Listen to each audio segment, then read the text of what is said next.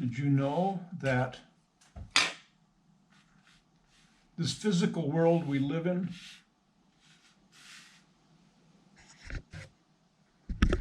is just an illusion? Maybe some of you have heard that before. I've heard it before, but it didn't really connect what are you talking about? It's an illusion. No, it's not. It's real. This is all being created for us, this illusion, the sense that we are living in a physical, material world. It's just an illusion. So is time. When we're finished living here, time will stop. It's just it's a function of living in this illusion of a material world. We need time. It's an invention. It's only relevant to illusory physical beings like us.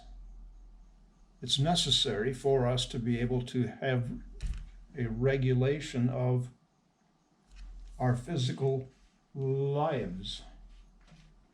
So this body is just an illusion. And when the body can no longer support life, the illusion of a physical world and the illusion of time will cease.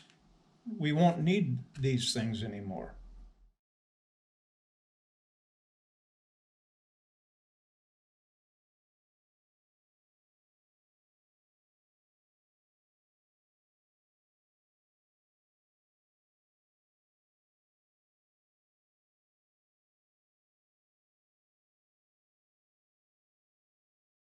I know this is really, really strange.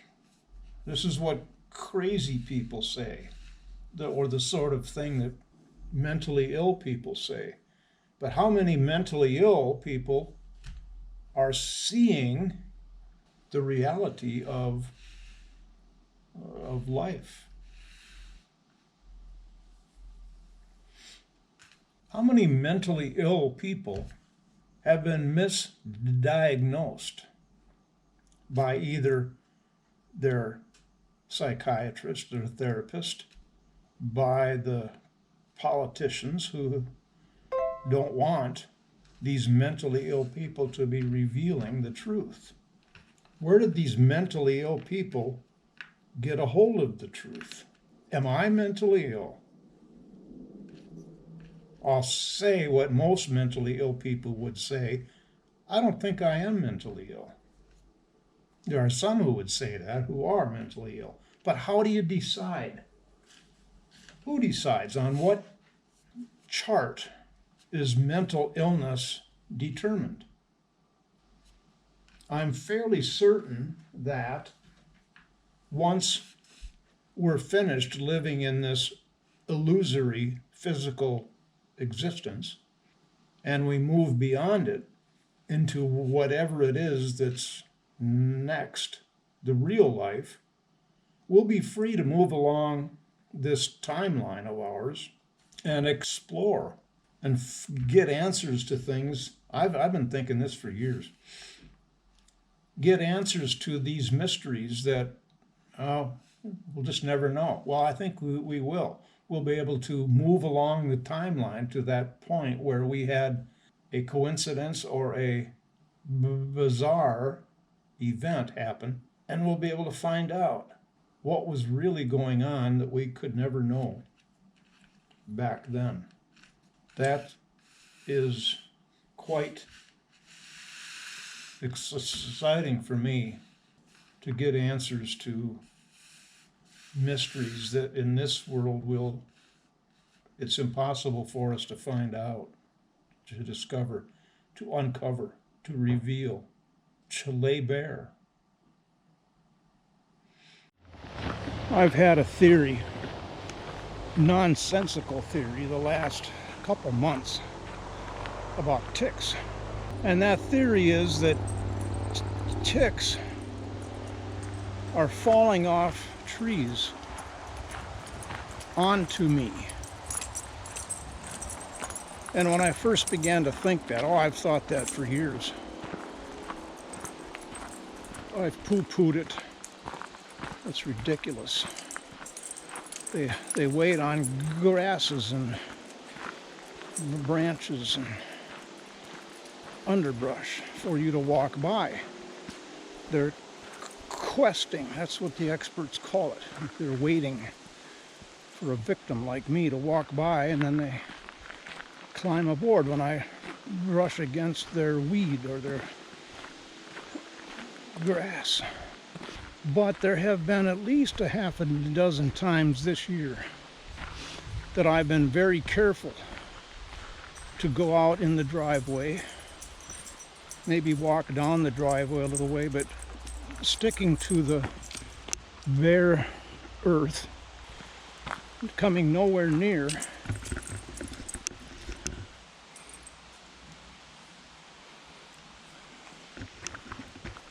grasses or anything where they could be questing from. Get back in the house, sit down. 5 minutes later, there's a crawling on the back of my neck. Yeah. Tick. 3 or 4 times crawling on my hand. I looked down at tick. They didn't really have time enough to crawl up my jeans, onto my t-shirt, up to the back of my neck, or down onto my hand. Especially since I wasn't anywhere near where they could get at me. It happened again today. I came out in the driveway before resuming work upstairs, being very aware that I was not risking myself. Sure enough, the back of my neck, tick. They've got to be falling off the trees. They see me coming and they jump off their leaf.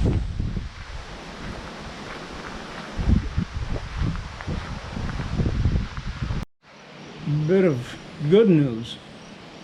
I've talked about my boots from Duluth Trading that I bought 2 years ago in April, and the seam, one of the seams on the left boot was opening up. The stitches were coming loose, so I made a call and they assured me that yes, I could get a refund. Even though it's been 2 years, they would refund me. And by the way, we're having a sale, 30% off through June 10th. So you can handle it however you want. You can send the old boots in, we'll refund you, and you can order the new boots at that time, but you better get right on that because the sale is over in 6 days. Or you can just order the new pair, send the boots separately, and that's what I did. You got new boots.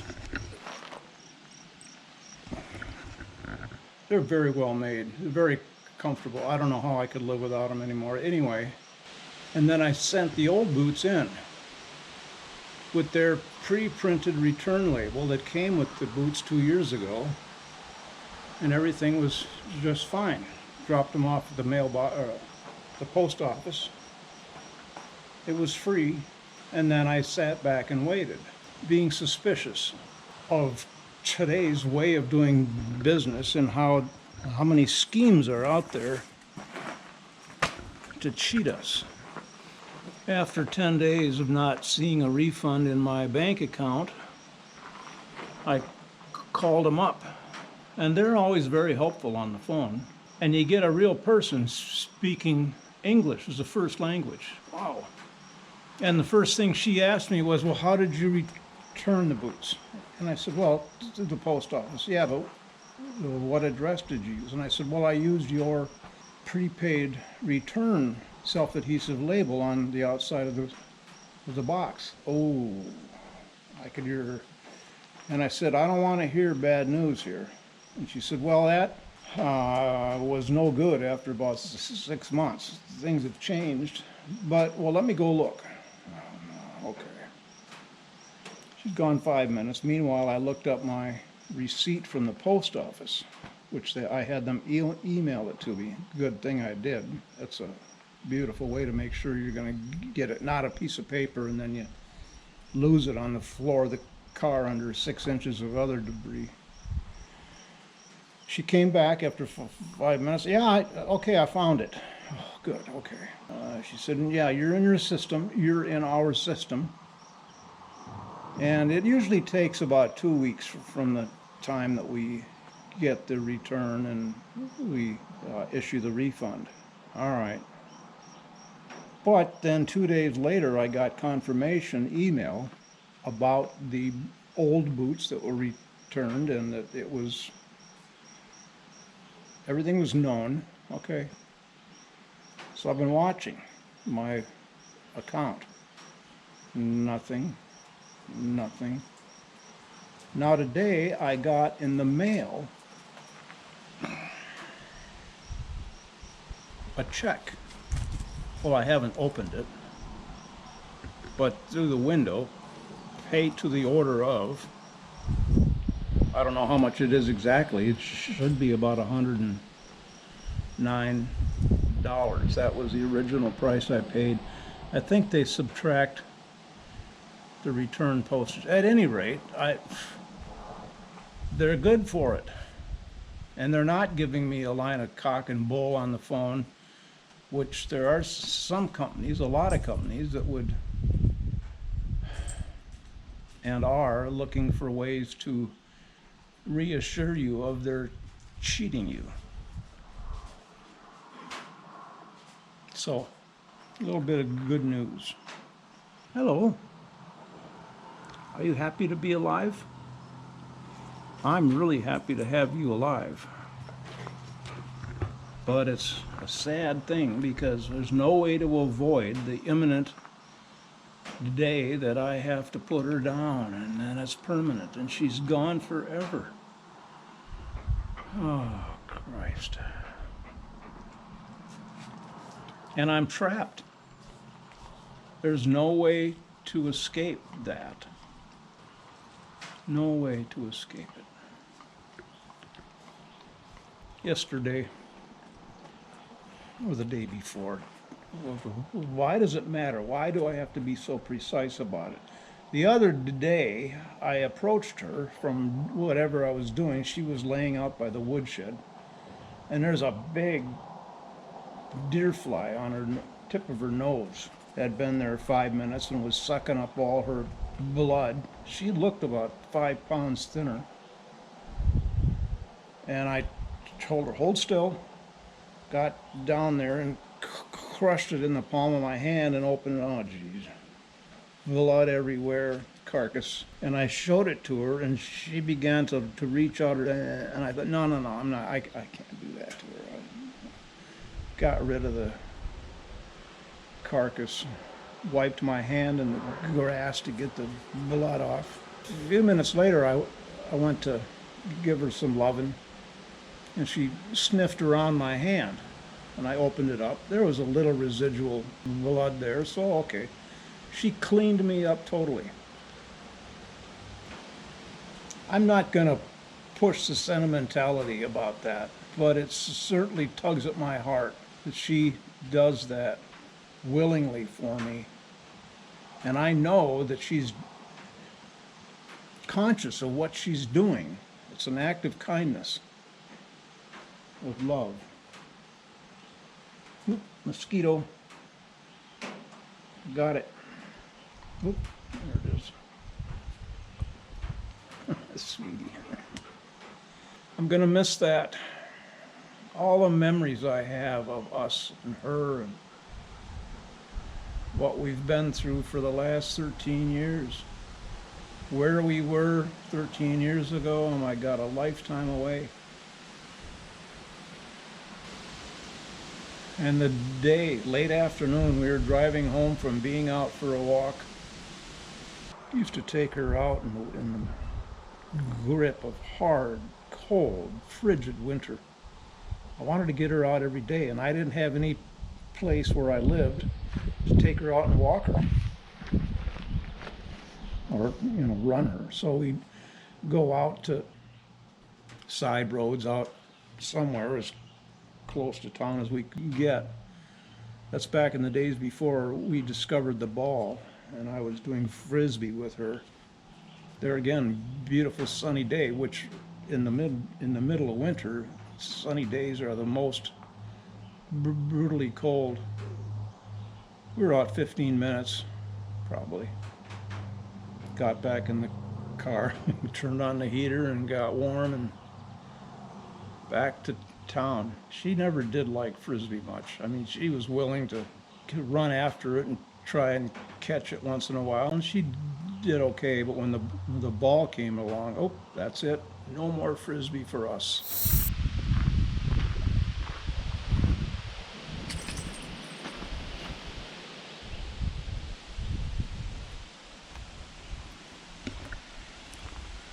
Well, I am determined, maybe foolishly, to get all of this wood split and stacked today so that tomorrow I can go out to the birch trees and cut up some more sections to get Chuck and his Ranger over here to haul them in.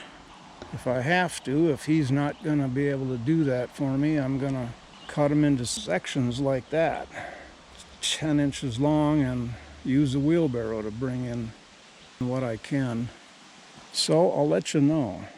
I really like this. I showed it to you earlier, but I'm re-expressing how much that means to me. They're a really scraggly plant, but they sure do neat flowers. By the way, this is burial marker for the red start that flew against the windshield of the Ranger and killed itself. I couldn't just toss it off into the woods. And I haven't seen a red start since.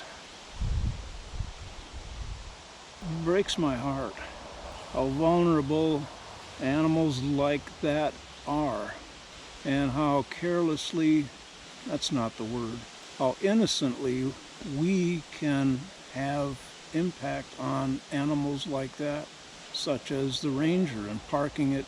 I didn't do anything wrong, but when I killed it by where I was parked out in the open so it could look through the windshield and see woods and trees beyond the windshield and fly bam into the windshield, I parked it up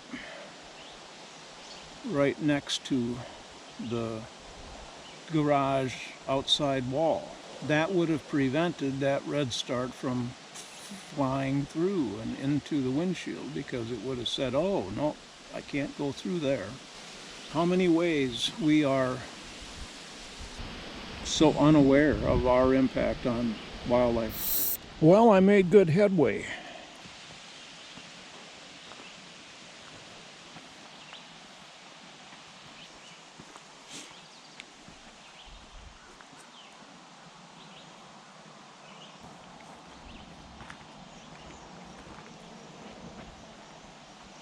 That's 2 wheelbarrow loads. I had a wonderful time listening to the radio this afternoon while I was cutting wood. Minnesota has, much to the disappointment of our governor, Minnesota has been unable to legalize recreational marijuana. It was on the ballot. I don't know if it was or not. At any rate, the Republicans are refusing to legalize recreational marijuana in Minnesota. The Republicans have said, nope, we are not going to do that. So it's, the status is in hold until for a year or 2 or 3 or 5, whenever it finally becomes approved. There's a shop in town that sells CBD products. And I went in probably in February looking to buy some. They have it in a case, a locked case. You can't help yourself. But I saw something called Delta 8 in a little jar. and asked what that was. And she said, well, that's one step above CBD. So I bought it. I think it was $30. Then when I got home and I read online about it, some of the possible side effects, and I just thought, I never opened it, never cracked the plastic wrap seal on it. I still have it upstairs, but now today I hear this was the end of the legislative session, today or yesterday, and the Democrats, in the words of the reporter and the person he was interviewing, pulled a sleight of hand on the Republicans. And apparently the last day of the session is a lot of catch-up things, just ram them through so they can get home and be done for the summer, I guess. And little did a lot of the usual opposition realize they had not read the proposal or the bill or the measure that they were voting on. And apparently they voted yes, and it approved it. So now we have legal THC edibles in the state of Minnesota. But what the guy who was being interviewed said, I don't recommend more than 5 milligrams for people that are beginners, essentially. That's who are not experienced with consuming THC. But those who are more regular users of THC, he said it would not be abnormal to go ahead and take a couple of the 5 milligrams, and that will get you well set up for the night. Oh my God. There are a lot of politicians in the state who are kicking themselves in the ass for what they've done and their constituency. And the reporter asked about, well, can this be overturned? Well, yes, it can be, but it would have to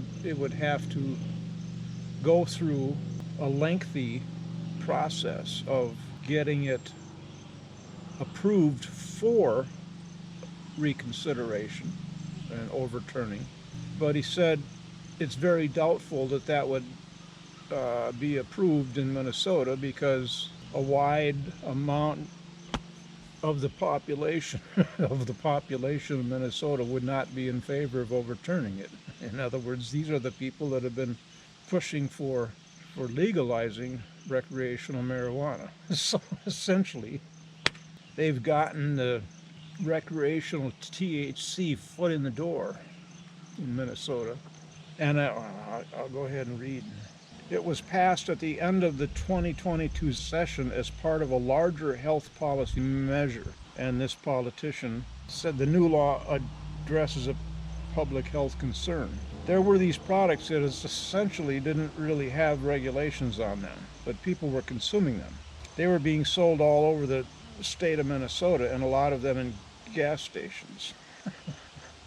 Minnesotans wasted no time getting their hands on THC edibles and beverages, the latter of which also became legal for purchase and consumption as of July 1st.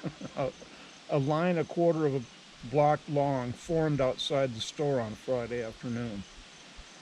So evidently the THC is being derived from hemp, not cannabis.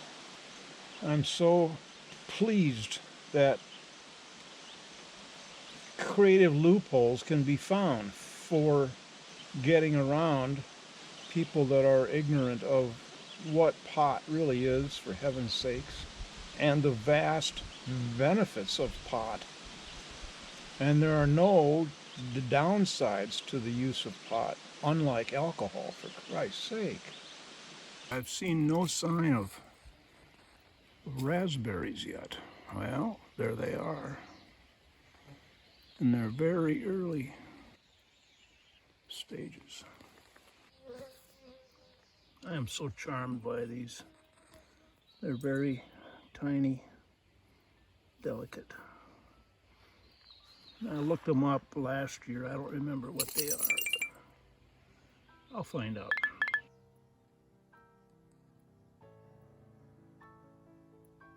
Oops.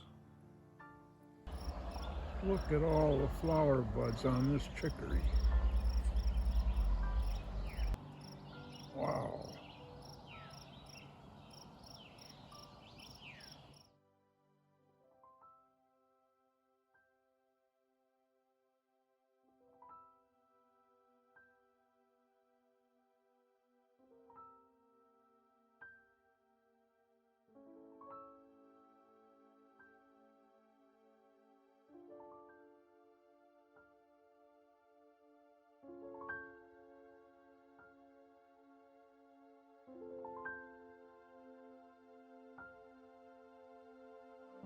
Some force let go and grab that chain just like that. It's not coming out of there without